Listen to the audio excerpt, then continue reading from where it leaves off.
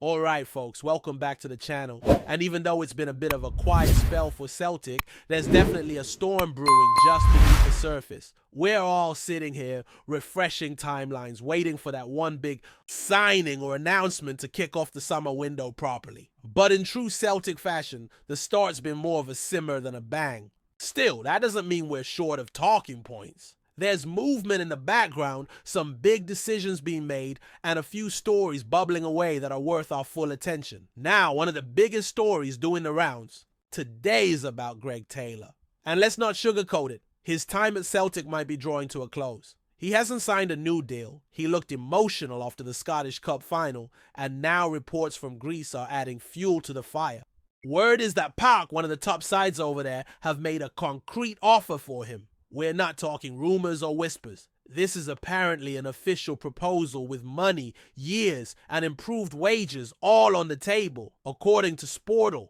Greece, they're very keen on him, see him as a primary target to bolster their defense, and they're just sitting tight waiting on his response. And it makes sense, doesn't it? Greg's 27 now. He's at that stage of his career where he's thinking not just about football, but about life. About where his family fits into the equation, about financial security. The offer reportedly includes a 2-year contract with an option for a third, and crucially, it's a big bump in salary compared to what he's earning at Celtic. Right now, he's in Dubai with his family, probably weighing up the pros and cons, but from the outside looking in, this looks like it could be the end of the road for him in green and white. Let's be honest, he's had a solid run here. Not a flashy player. Not one who made headlines every week, but dependable, consistent, and always gave his all on the pitch.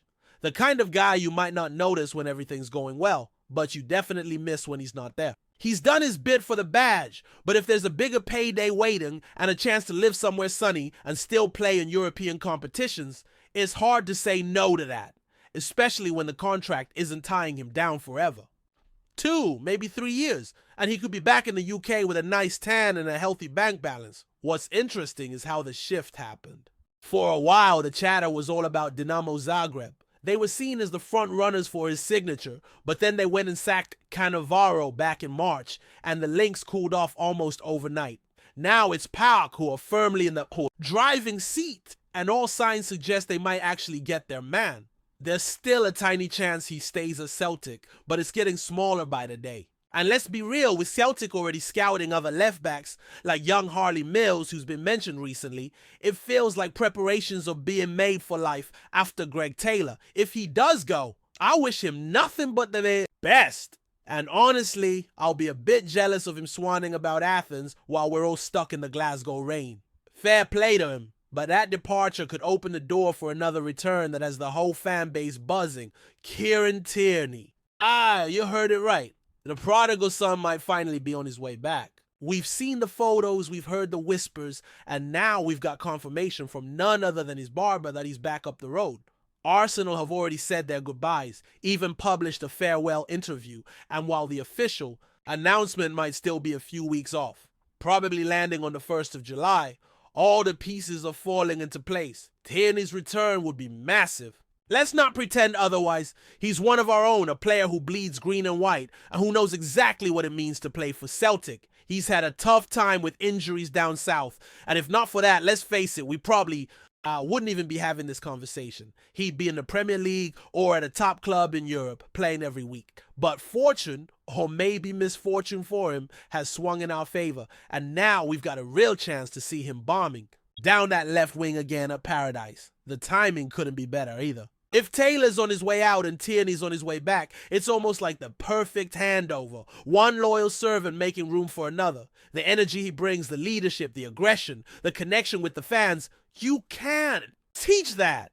That's born and bred. And for a squad that's likely to go through a bit of a refresh this summer, having someone like KT back in the dressing room could be priceless. But the story doesn't stop there. Over in Germany, another intriguing development has popped up.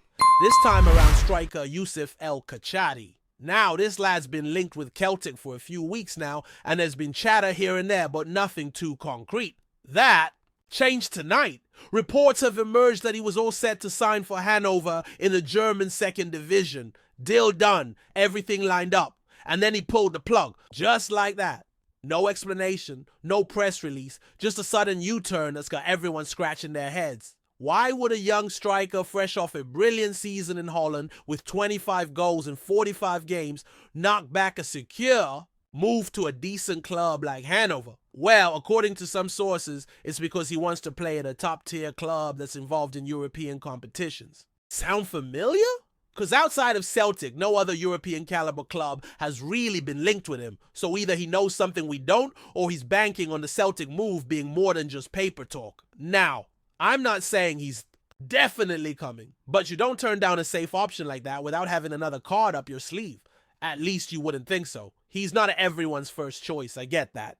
There are more high-profile names being thrown around when it comes to our next number 9. But the lad can finish, he's young, he's hungry, and with the right coaching, he could be a serious asset. At the very least, is one to keep a close eye on. Stranger things have happened, and if this is the route we're going down, I'm cautiously optimistic. Back to the current squad for a moment, because we've had a couple of interviews drop this week that give us a wee glimpse into the mindset of the players. Adam Ida, for one, has been speaking out. And it's fair to say his first full season at Celtic has been a bit of a roller coaster. He's had his doubters, he's had his moments, and now he's coming out swinging. Not literally, but verbally. He's made it clear that he knows the pressure that comes with wearing the hoops. He knows what's expected. And he's not paying attention to the pundits or former players who seem to criticize him every time he goes a couple of games without scoring. To his credit, he notched 20 goals last season. That's no small feat for someone who started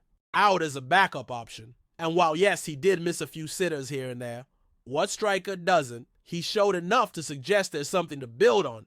I like that he's coming out and saying, look, I'm not listening to the noise. I'm just focused on improving. That's the attitude we want. Now he needs to back that up with performances when the new season kicks off. If he can push on from here, silence the critics, and become that consistent threat up front, he might just win over the doubters. And finally, let's talk about Dyson Maeda, another one who's had a mixed bag of a season, but his work rate and commitment are never in question. There's been some talk about his future too, whether he'll stay, whether he'll sign a new deal, and while he hasn't come out and said definitively that he's staying, there have been some positive signs. In an interview published recently, he spoke about how much he values his time at Celtic, how much he owes to his teammates and family, and how he wants to keep improving. It's not a contract signing, sure, but it's encouraging. The fact he's acknowledging the good form and saying he wants to continue it next season suggests he's leaning towards staying put.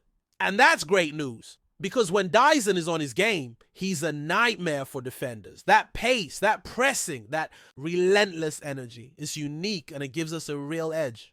Hopefully the club and his representatives can get something sorted sooner rather than later, because losing a player like him would be a blow. So yeah, while the summer hasn't exploded into life just yet, the pieces are moving. Players are speaking out. Contracts are being discussed behind the scenes, and the transfer whispers are starting to pick up volume. Keep your notifications on. Keep your ears to the ground. Something big might be just around the corner. Before we proceed, subscribe to our channel and enable notifications to receive all exclusive news about Celtic FC. Don't miss any details about your favorite team. It's extremely important for Celtic FC fans. Whispers are gathering pace in the East End of Glasgow as the green and white faithful come to terms with what might be the end of an era at Celtic Park.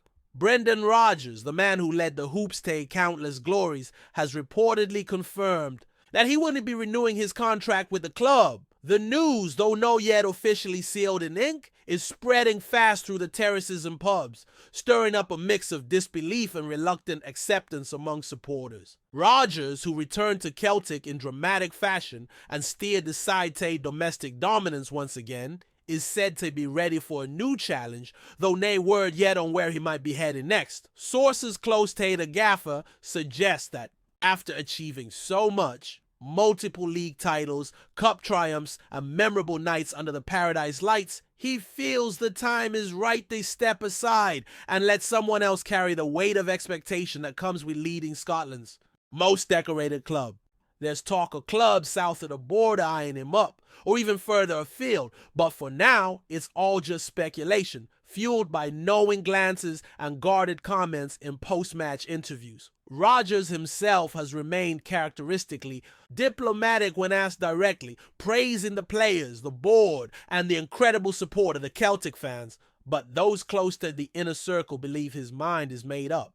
The timing of the decision has left many wondering if it's a strategic move, allowing the club to plan for succession over the summer, or if perhaps an offer too good to refuse is already on the table. Whatever the truth, the mere hint of Rodgers' departure has sparked lively debate among fans and pundits alike. Some argue that he leaves Celtic in a stronger position than ever, with a squad brimming with talent and potential. Others feel a sense of unfinished business, particularly in Europe, where continental success has proved elusive during his tenure. As the dust settles and the rumor mill continues to churn, one thing is certain: Brendan Rodgers' impact on Celtic will be remembered for years to come. But for now, all eyes turn to the club's hierarchy as the question on every supporter's lips remains: who's next to sit in the Parkhead hot seat? Hello, fan! Don't forget to like and subscribe to the channel, as it means a lot to Celtic FC. Also, share your opinion about the news in the comments below. See you in the next video.